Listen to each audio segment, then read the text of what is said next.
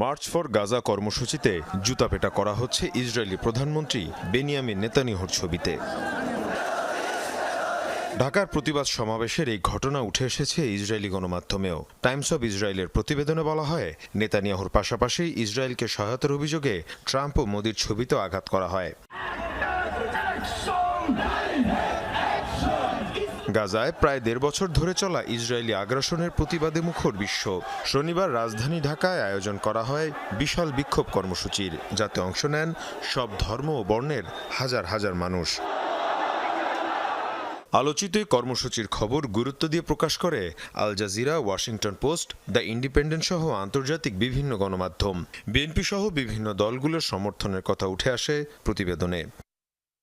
এর পাশাপাশি আরব নিউজ সহ মধ্যপ্রাচ্যের বিভিন্ন গণমাধ্যমে উঠে আসে বাংলাদেশের মার্চ ফর কর্মসূচির সংবাদ। প্রতিবেদনে এই কর্মসূচিকে ফিলিস্তিনের পক্ষে বাংলাদেশের সবচেয়ে বড় কর্মসূচি আখ্যা দেওয়া হয়।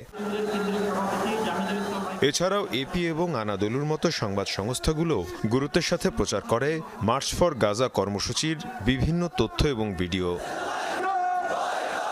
মীর মুশফিকা হাসান, যমুনা নিউজ।